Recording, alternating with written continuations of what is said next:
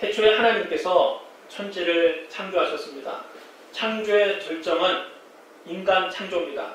그래서 창세기 1장에 엿새 동안의 천지 창조를 기록한 후에 창세기 2장에서 인간 창조를 따로 한 번 더 기록하고 있습니다. 여호와 하나님이 땅의 흙으로 사람을 지으시고 생기를 그 코에 불어넣으시니 사람이 생명이 되니라. 여기서 우리는 사람이 흙으로 빚어진 존재임을 알 수 있습니다. 하나님 마치 토기장이가 흙으로 토기를 빚듯이 흙으로 사람을 빚으셨습니다. 그래서 사람이라는 뜻의 히브리어 아담은 흙이라는 뜻의 히브리어 아다마에서 왔습니다. 만약 사람이 단지 흙으로만 지어져 있다면 인간은 다른 모든 짐승들에 비해 나을 것이 없습니다. 결코 만물의 영장이 될 수 없었을 것입니다.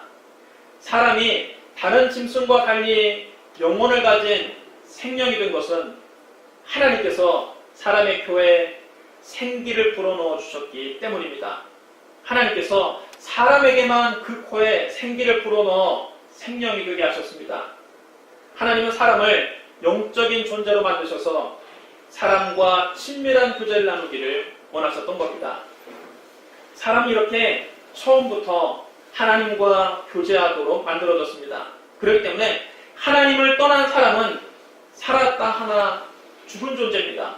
하나님을 떠난 사람의 텅 빈 마음은 그 무엇으로도 채울 수 없습니다.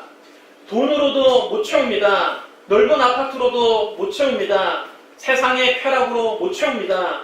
세상의 명예로도 못 채웁니다. 세상의 권력으로도 못 채웁니다. 이 세상 그 무엇으로도 이 공허함을 채우지 못하고 끝에 가서는 모든 것이 헛되고 헛되다고 느끼게 됩니다. 인간은 생명의 근원이신 하나님과 연결될 때만이 비로소 온전한 존재가 될 수 있습니다. 하나님께서 생기를 도로 거두어 가시면 사람은 다시금 한 줌의 흙으로 돌아가고 마는 것입니다. 하나님께서는 사람을 위해서 동방의 에덴에 동산을 창설하셨습니다. 거기에는 보기에 아름답고 먹기에 좋은 나무가 가득했습니다. 동산 가운데에는 생명나무와 선악을 알게 하는 나무도 있었습니다. 강 하나가 에덴에서 흘러나와서 동산을 적시고 에덴을 지나가서는 네 줄기로 갈라져 네 강을 이루었습니다. 하나님은 당신이 만드신 사람을 데려다가 에덴 동산에 두시고 그곳을 맡아 돌보게 하셨습니다. 하나님은 아담에게 말씀하셨습니다. 동산 각종 나무 열매는 네가 임의로 먹되 선악을 알게 하는 나무 열매는 먹지 말라. 네가 먹는 날에는 반드시 죽으리라. 선악과는 하나님의 절대 주권을 상징합니다. 인간이 하나님의 절대 주권만 침범하지 않는다면 모든 것이 풍족한 에덴 동산에서 하나님과 친밀한 교제를 나누며 행복하게 살 수 있었습니다. 또 하나님께서는 흙으로 각종 들짐승과 공중의 각종 새를 지으시고 아담이 어떻게 이름을 짓나 보시려고 그것들을 그에게로 이끌어 가셨습니다. 아담은 모든 가축과 공중의 새와 모든 짐승에게 각각 그 특성을 따라서 이름을 지어 주었습니다. 지구상에는 약 100만 종 이상의 동물이 살고 있다고 합니다. 그 많은 동물들에게 이름을 지어준다는 것은 여간 어려운 일이 아닙니다. 여러분, 이름을 짓는다는 것이 보통 고민이 되는 일이 아닙니다. 여러분, 자녀가 태어났을 때 이름을 짓는 일 때문에 고민해보지 않은 사람은 아마 한 사람도 없을 것입니다. 요즘은 자녀를 한두 명밖에 낳지 않는데 그 한두 명 이름 짓기도 쉽지가 않습니다. 그래서 어떤 사람들은 자녀의 이름을 스스로 짓지 못하고 장명소에 가서 사주팔자를 맞춰보고 성명학에 따라서 이름을 짓기도 합니다. 그러나 아담은 이 지구상에 살고 있는 그 100만 종 이상의 새와 짐승을 한 번에 보고 단번에 그들의 이름을 지어주었습니다. 이러보건대 인간이 타락하기 전에는 지금보다 훨씬 지혜로웠다는 것을 알 수 있습니다. 하나님께서는 아담이 그 동물들의 이름을 짓는 모습을 흐뭇하게 바라보셨습니다. 아담은 그 많은 동물들의 이름을 지어주면서 각각의 동물들이 암수가 서로 정답게 노리는 모습을 부러워하며 쳐다보았습니다. 아담이 깊은 외로움을 느꼈습니다. 하나님께서는 아담이 외로워하는 것을 보시고 말씀하셨습니다. 사람이 혼자 사는 것이 좋지 아니하니 내가 그를 위하여 돕는 배필을 지으리라. 하나님께서 아담을 깊게 잠들게 하셨습니다. 마치 오늘날 수술을 받기 위해서 마취를 하는 것처럼 하나님께서는 아담을 깊은 잠에 빠져들게 하셨습니다. 그리고 그의 갈빗대 하나를 취해서 여자를 만드셨습니다. 하나님께서 그를 아담에게로 이끌어 오셨습니다. 아담은 하와를 보자마자 한성을 찔렀습니다. 이는 내 뼈 중에 뼈요 살 중에 살이라. 이 세상에서 가장 멋진 사랑의 고백 중에 하나일 것입니다. 그대와 나는 완전히 하나라는 것입니다. 창세기 2장 25절에 보면 이렇게 기록되어 있습니다. 아담과 그 안에 두 사람이 벌거벗었으나 부끄러워하지 아니하니라. 아담과 하와는 에덴 동산에서 알몸으로 생활했지만 서로 부끄러워하지 않았습니다. 죄가 없을 때에는 감출 것도 없고 숨을 것도 없고 부끄러울 것도 없었습니다. 그러나 죄가 들어오자 모든 것이 달라졌습니다. 사탄은 들짐승의 가장 강교한 뱀을 자기의 도구로 사용하여 여자를 꿰었습니다. 뱀이 여자에게 묻습니다. 하나님이 참으로 너희에게 동산 모든 나무 열매를 먹지 말라 하시더냐. 여자는 그것이 사탄의 꿈인 줄도 모르고 순진하게 말을 섞습니다. 동산 나무 열매를 우리가 먹을 수 있으나 동산 중앙에 있는 나무 열매는 하나님의 말씀에 너는 먹지도 말고 만지도 말라 너희가 죽을까 하노라 하셨느니라. 여자에게 하나님 말씀에 대한 확신이 없는 것을 확인한 뱀은 재빨리 여자를 안심시켰습니다. 너희가 결코 죽지 아니하리라. 그러면서 뱀은 여자에게 달콤한 얘기를 해줍니다. 너희가 그것을 먹는 날에는 너희 눈이 밝아져서 하나님과 같이 되어 선악을 알 줄 하나님이 아심이니라. 여자가 그 이야기를 듣고 그 나무를 다시 보자 과연 먹음직도 하고 보암직도 하고 지혜롭게 할 만큼 탐스럽기도 했습니다. 여자가 그 열매를 따서 먹었습니다. 그리고 자기와 함께 있는 남편에게도 주니 그도 먹었습니다. 여러분, 아담과 하와가 왜 선악과를 따먹었습니까? 그들은 하나님과 같이 되기 위해서 선악과를 따먹었습니다. 그러므로 선악과를 따먹은 것은 단순히 여러분 나무 열매 하나 소리 먹은 것이 아닙니다. 아담과 하와는 절대 주권자의 자리에서 하나님을 내쫓고 그 자리를 자기들이 차지하기 위해서 선악과를 먹은 것입니다. 이것은 여러분 반역입니다. 아담과 하와가 하나님의 명령은 거역하고 사탄의 말만 믿고 사탄의 말을 따라 선악과를 따먹자 어떻게 되었습니까? 정말 그들이 하나님처럼 되었습니까? 하나님처럼 되기는커녕 모든 것이 나빠졌습니다. 먼저 아담과 하와는 말로 표현할 수 없는 수치심을 느끼게 되었습니다. 그들은 자기들이 벗은 줄 알고 황급하게 무화과나무 잎을 엮어 치마를 만들어 자기들의 몸을 가렸습니다. 두 사람이 범죄하기 전에는 벌거벗었으나 서로 부끄러워하지 않았습니다. 하지만 죄가 들어오자 그들은 부끄러움을 느끼게 됐습니다. 이처럼 죄는 우리에게 수치심을 안겨줍니다. 죄를 범하면 아무도 보는 사람이 없어도 스스로 부끄러워합니다. 하나님 앞에서 벌겨벗겨진 느낌입니다. 그 다음 하나님의 음성이 들리자 아담과 하와는 두려웠습니다. 그들이 범죄하기 전에는 하나님과 매일같이 친밀하게 대화를 나눴습니다. 마치 아들이 아버지와 대화를 나누듯 하나님과 다정하게 대화를 나눴습니다. 그때는 하나님의 음성이 그렇게 부드럽고 친근할 수가 없었습니다. 그러나 그들이 범죄한 이후에는 하나님의 음성이 마치 우레소리처럼 들렸습니다.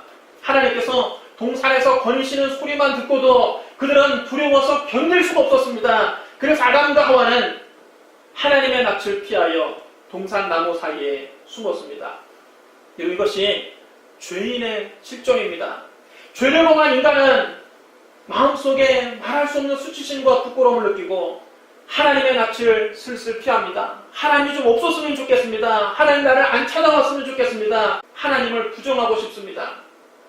여러분, 이것이 죄인의 마음입니다. 아담과 하와는 마귀에게 철저하게 속은 것입니다. 예수님은 말씀하셨습니다. 너희는 너희 아비 마귀에게서 났으니 너희 아비의 욕심대로 너희도 행하고자 하느니라. 그는 처음부터 살인한 자요 진리가 그 속에 없으므로 진리에 서지 못하고 거짓을 말할 때마다 제 것으로 말하나니 이는 그가 거짓말쟁이요 거짓의 아비가 되었습니다. 마귀는 거짓의 아비입니다. 마귀는 처음부터 거짓말로 아담과 하와를 속인 것입니다. 아담과 하와는 마귀에게 속아 하나님처럼 되려다가 도리어 부끄러움과 두려움 속에서 벌벌 떨게 되었습니다.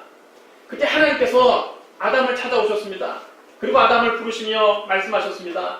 아담아, 네가 어디에 있느냐? 그럼 하나님이 지금 아담이 어디 숨어 있는지 몰라서 이렇게 물으셨을까요? 아니지요. 하나님이 모든 것을 알고 계셨습니다. 아담과 하와가 선악과를 따먹은 것도 알고 계셨고 죄책감에 나무 사이에 숨어 있는 것도 알고 계셨습니다. 하나님은 모든 것을 다 보고 계셨습니다. 하나님이 아담을 찾으신 것은 그에게 회개의 기회를 주기 위해서입니다. 여러분, 이것이 은혜지요. 죄를 범한 인간이 하나님을 찾아간 것이 아니라 하나님이 죄 지은 인간을 찾아오셨습니다. 하나님은 은혜가 풍성하시고 자비로우신 분입니다. 하나님은 아담이 연약해서 죄를 범한 것을 알고 그에게 회개의 기회를 주기 위해서 일부러 찾아오셨습니다. 또한 이것이 저와 여러분을 향한 하나님의 마음입니다. 하나님은 우리가 잘못을 저질렀다고 해서 단번에 정죄하고 심판하시는 분이 아닙니다. 하나님은 우리를 용서해 주기를 원하시고 우리에게 긍휼을 베풀어 주기를 원하십니다. 하나님 우리에게도 회개의 기회를 주십니다. 그러나 아담은 회개하지 않았습니다. 하나님을 찾아가 회개하기는커녕 그는 하나님의 낯을 피하여 숨었습니다.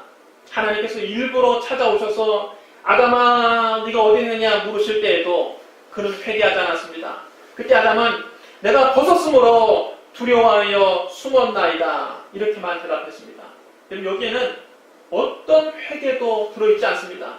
자기 사정만 하소연한 것입니다. 지금 제가 벗었습니다. 부끄럽습니다. 그래서 숨었을 뿐입니다. 자기 사정만 하소연합니다. 하나님에 대한 어떤 회개도 어떤 용서도 구하지 않았습니다. 하나님, 제가 하나님 말씀을 어기고 선악과를 그만 먹었습니다. 하나님, 제가 잘못했습니다. 용서해 주십시오. 이렇게 여러분 용서를 구하지 않습니다. 아담은 자기 잘못을 시인하지도 않았고 하나님께 용서를 구하지도 않았습니다. 그러자 하나님께서 단도직입적으로 아담에게 묻습니다. 누가 너의 벗었음을 너에게 알렸느냐? 내가 내게 먹지 말라 명한 그 나무 열매를 네가 먹었느냐? 하나님께서 이쯤 물으시면 아담은 하나님께 넙죽 엎드려서 잘못을 시인하고 용서를 빌어야 합니다. 하지만 아담은 용서를 빌지 않습니다. 이 다음에 나오는 이 아담의 대답이 정말 가관입니다. 하나님이 주셔서 나와 함께 있게 한 여자, 그가 그 나무 열매를 내게 주므로 내가 먹었나이다. 책임을 하나님과 하와에게 다 떠넘기고 있습니다. 자기 잘못은 전혀 없고 여자를 만들어서 자기와 함께 있게 한 하나님이 잘못한 것이고 그 나무 열매를 따다가 자기에게 준 하와에게 모든 잘못이 있다는 겁니다. 하나님께서 하와에게 물으셨습니다. 네가 어찌하여 이렇게 하였느냐? 이때 하와도 회개하지 않습니다. 뱀이 나를 꿰물어 내가 먹었나이다. 하와는 자기 잘못을 뱀이 자기를 유혹했기 때문이라고 뱀에게 다 떠넘겼습니다. 하나님께서 아담과 하와에게 일부러 찾아오셔서 회개의 기회를 주셨지만 그들은 끝까지 회개하지 않았습니다. 그 결과 그들은 하나님의 심판을 받고 에덴 동산에서 쫓겨날 수밖에 없었습니다. 여러분, 사람이 심판을 받는 것은 죄를 지었기 때문에 심판을 받는 것이 아니라 회개하지 않기 때문에 심판을 받는 것입니다. 회개하면 하나님이 용서해 주실 텐데 끝까지 회개하지 않고 버티면 버림받을 수밖에 없는 겁니다. 하나님은 진노 중에도 긍휼을 잊지 않는 분입니다. 오늘 보면 창세기 3장 21절을 우리 같이 읽겠습니다. 창세기 3장 21절 말씀 우리 큰 소리로 함께 읽겠습니다. 시작. 여호와 하나님이 아담과 그의 아내를 위하여 가죽 옷을 지어 입히시니라. 하나님께서는 아담과 하와를 에덴 동산에서 쫓아내시면서도 그들을 위해서 짐승을 잡아 가죽 옷을 지어 입히셨습니다. 그럼 이것이 하나님의 크신 사랑입니다. 인간은 하나님을 배신하고 반역했지만 하나님은 여전히 그런 인간을 사랑하셨습니다. 아담과 하와가 자기들의 부끄러움을 가리기 위해서 무화과 나무 잎으로 만든 치마는 햇빛이 비치면 말라 비틀어져서 다 잎사귀가 떨어져 버렸습니다. 인간이 스스로 만든 치마는 결코 그들의 부끄러움을 가려주지 못했습니다. 여러분 이것이 무엇을 말합니까? 인간이 만든 학문이나 도덕이나 종교가 우리 영혼 깊은 곳에 자리 잡고 있는 죄책감과 수치심을 가려주지 못한다는 뜻입니다. 아무리 공부를 많이 해서 석사, 박사가 돼도 인간은 죄로부터 자유로울 수 없습니다.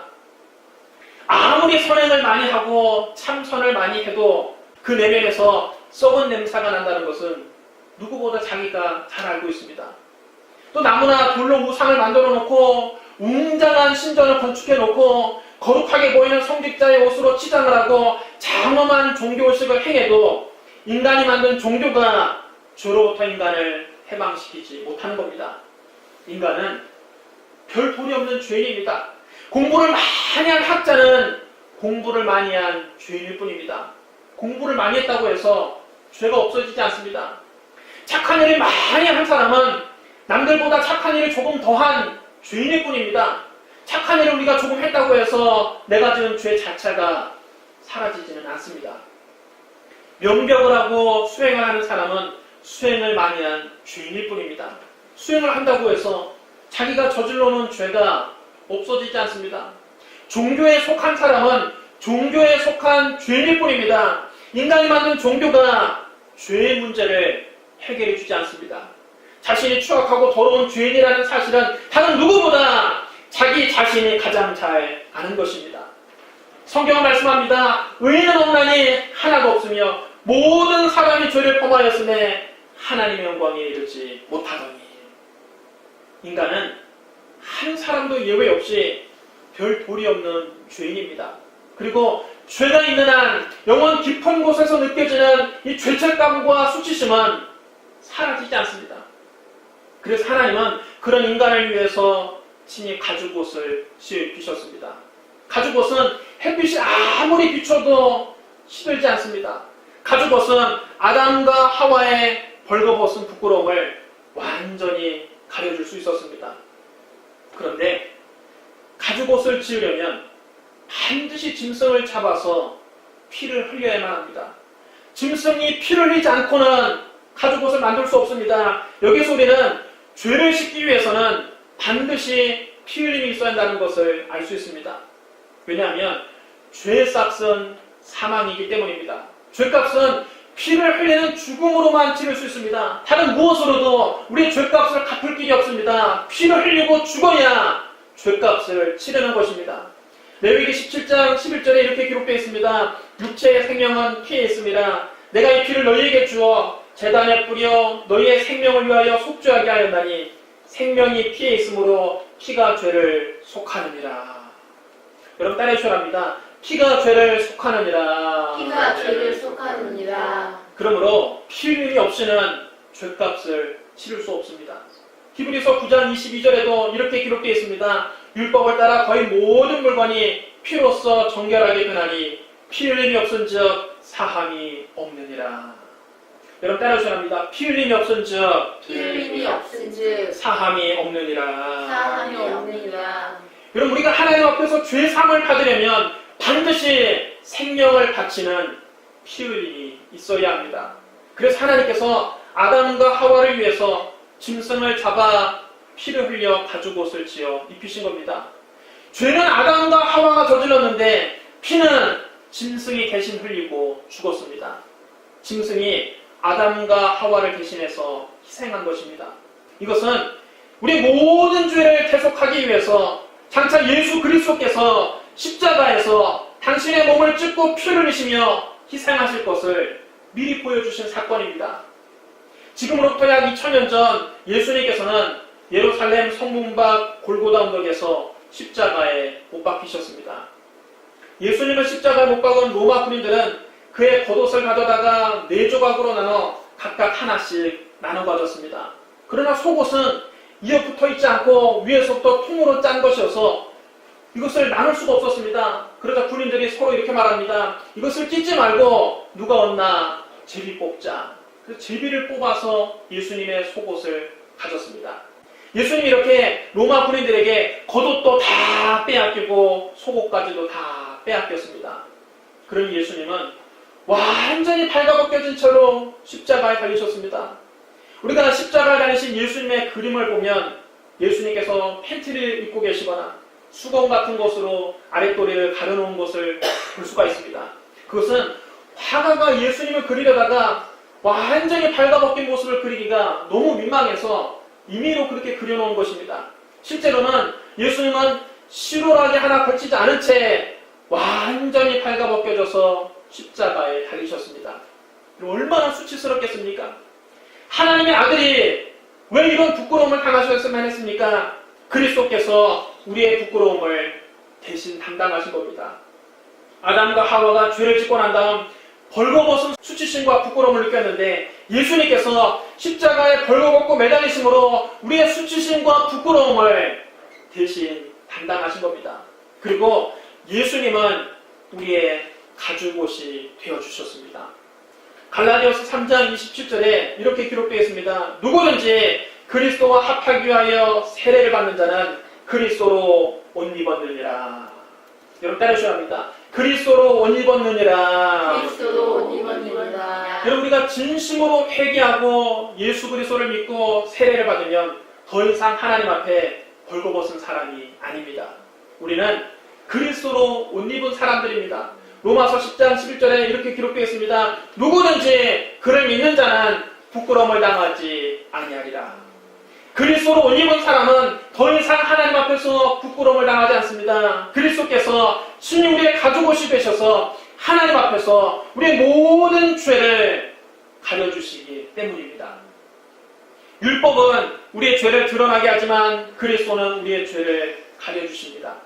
실제로 예수님은 공생의 사역을 하시면서 가는 곳마다 죄인들의 죄를 용서하시고 그들의 죄를 가려주셨습니다. 한 번은 예수님께서 성전에서 말씀을 전하실 때입니다. 많은 사람들이 예수님의 말씀을 듣기 위해서 몰려왔습니다. 주님은 그날도 사랑의 말씀을 전하셨습니다. 사람들은 그 은혜로 말씀을 하나도 놓치지 않으려고 귀를 쫑긋 세우고 예수님 말씀에 귀를 기울였습니다. 은혜의 말씀이 선포될 때마다 사람들은 아멘으로 화답했습니다. 예수님과 청중이 하나가 되어서 말씀에 몰입하고 있었습니다. 그런데 저쪽 한쪽에서 웅성웅성하는 소리가 나더니 성전 안은 일대의 소란으로 뒤바뀌었습니다. 서기관들과 바리새인들이 한 여자의 머리채를 사정없이 끌고 와서 예수님 앞에 나타났습니다. 사람들이 예배를 드리다가 모두 놀라 눈이 휘둥그레졌습니다. 이 여자는 옷도 입지 못하고 발가벗겨진 채 끌려왔습니다. 이 여인의 머리는 사람들에게 뜯겨서 헝클어져 있었고 얼굴은 이미 얻어맞아서 시퍼렇게 멍들어 있었습니다. 서기관들과 바리새인들은 이 여자를 질질 끌고 와서 예수님 앞에 내동댕이를 치며 살겨린 목소리로 말했습니다. 선생이여, 이 여자가 가늠하다가 현장에서 잡혔나이다. 모세율법에 이러한 여자를 돌로 치라 명하였거니와 선생은 어떻게 말하겠나이까? 여기는 예수님을 궁지에 빠뜨리려는 무서운 음모가 숨어 있습니다. 예수님께서 이 여자를 모세율법대로 돌로 쳐서 죽이라고 하면 그동안 예수님이 하신 말씀은 말짱 거짓말이 됩니다. 사랑의 복음은 온데간데 없이 사라집니다. 반대로 이 여자를 용서하라고 말씀하시면 예수님은 유대인들이 목숨보다 소중하게 생각하는 모세율법을 어기는 것이 됩니다. 서기관들과 바리새인들은 이미 자기들의 승리를 확신한 듯 득이양양했습니다. 예수님은 그들의 질문에 답하지 아니하시고 허리를 굽혀서 손가락으로 땅에 무엇인가를 쓰기 시작하셨습니다. 예수님의 대답을 기다리던 그들은 마음이 답답했습니다. 그들은 예수님의 대답을 재촉했습니다. 그때 예수님은 몸을 일으켜 그들에게 단 한마디만 하셨습니다. 너희 중에 죄 없는 자가 먼저 돌로 치라. 이 예수님의 한마디가 돌멩이처럼 그들 가슴 속에 파고들었습니다. 그들은 갑자기 무방비 상태에서 돌에 맞은 것처럼 꼼짝도 할 수가 없었습니다. 여러분, 하나님 앞에서 나는 죄가 없습니다 큰 소리 칠 수 있는 사람이 여러분 누가 있습니까?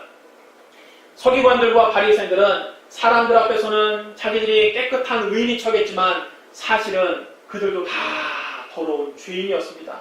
단지 남들에게 들키지만 않았을 뿐입니다. 그러나 사람은 속일 수 있어도 하나님은 속일 수 없습니다. 사람들 앞에서는 의로운 척할 수 있지만 하나님 앞에서 의로운 척은 통하지 않습니다. 하나님은 시간과 공간을 초월하시는 분입니다. 우리가 아무도 모르게 완전 범죄를 저질렀다 할지라도 하나님은 바로 그 은밀한 현장에서도 우리를 지켜보고 계십니다. 그뿐 아니라 하나님 우리의 마음의 생각까지도 감찰하십니다. 따라서 하나님 앞에서 우리 모두는 현장범입니다. 그들은 더 이상 그 자리에 있을 수가 없었습니다. 가늠한 여자에게 돌멩이를 던졌다가는 그 다음은 자기 차례입니다. 그들은 부끄러워하며 하나 둘씩 그 자리를 떠났습니다. 이제 예수님과 여자만 남았습니다. 여자는 수치심과 두려움에 부들부들 떨며 흐느껴 울고 있었습니다. 죄를 짓고 부끄럽고 두려워서 울고 있는 이 여인은 바로 우리들의 일그러진 자화상입니다. 우리도 여러분 매일같이 죄를 짓고 수치심에 떨고 있고 사람들이 나에게 던질지도 모르는 비난의 돌을 두려워하면서 살아가고 있지 않습니까? 예수님은 수치심과 두려움에 고개를 들지 못하고 흐느끼고 있는 여인에게 부드러운 목소리로 물으셨습니다. 여자여, 너를 고발하던 그들이 어디 있느냐? 너를 정죄한 자가 없느냐? 여인은 예수님의 온화한 음성을 듣고 고개를 들어서 조심스럽게 좌우를 살펴보았습니다. 자기를 죽이려는 그 살기등등한 사람이 한 사람도 없었습니다. 주여 없나이다. 주님이 여인에게 말씀하셨습니다. 나도 너를 정죄하지 아니하노니 가서 다시는 죄를 범하지 말라.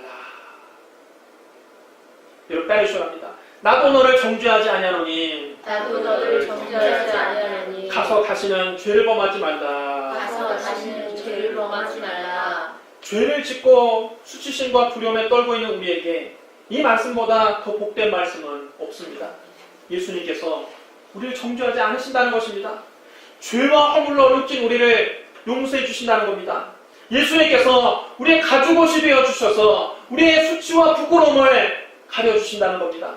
그러므로 이제 그리스도 예수 안에 있는 자에게는 결코 정죄함이 없나니 이는 그리스도 예수 안에 있는 생명의 성령의 법이 죄와 사망의 법에서 너를 해방하였습니다. 사랑하는 성도 여러분, 시편 32편 1절에 허물의 사함을 받고 자신의 죄가 가려진 자는 복이 있도다 이렇게 말씀했습니다. 인간이 만든 학문이나 도덕이나 종교는 우리 영혼 깊은 곳에 자리 잡고 있는 죄책감과 수치심을 가려주지 못합니다. 이것들은 다 무화과 나무 잎으로 만든 치마입니다. 하나님의 공의로운 해가 떠오르면 다 말라 비틀어져서 없어질 것들입니다. 하나님의 의로운 태양 앞에서 우리의 죄를 가려주지 못합니다. 오직 예수님만이 우리의 허물과 죄를 가려주시는 가죽옷입니다. 예수님은 우리의 가죽옷이 되기 위해서 우리의 모든 죄를 대신 짊어지고 발가벗겨진 채 십자가에 매달리셨습니다. 우리가 예수님 앞에 나오면 주님 우리의 모든 허물을 당신의 보혈로 씻어주시고 우리의 모든 죄를 그리스도로 옷 입혀 가려주십니다. 그리스도로 옷 입은 사람은 더 이상 부끄러움을 당하지 않습니다. 예수님의 십자가 보혈에 의지하여 하나님 은혜의 보좌 앞에 담대히 나아갈 수 있습니다. 우리 그리스도 안에서 여러분의 허물의 사함을 받고 여러분의 죄가 가려지기를 주님의 이름으로 축원합니다. 기도하겠습니다. 사랑과 은혜가 풍성하신 하나님 아버지, 예수님이 우리의 모든 죄를 대신 짊어지고 십자가 위에서 벌거벗게 진 채 매달리심으로 우리의 가죽옷이 되어주시니 감사합니다. 예수님이 십자가에 쏘신 보혈로 우리의 모든 죄를 씻어주시고 주홍같이 붉은 죄를 눈과 같이 희게 만들어주시니 감사합니다. 아버지, 예수님의 보혈을 의지하여 날마다 하나님 은혜의 보좌 앞에 담대히 나가게 해주시니 감사합니다. 그 은혜에 감사하며 날마다 주님 앞에 가까이 나가기를 원합니다. 주님 우리를 맞아주시고 예수의 보혈로 정결케 하여 주시옵소서. 날마다 그리스도로 옷 입게 하여 주옵소서. 예수님 이름으로 감사하며 기도드리옵나이다. 아멘.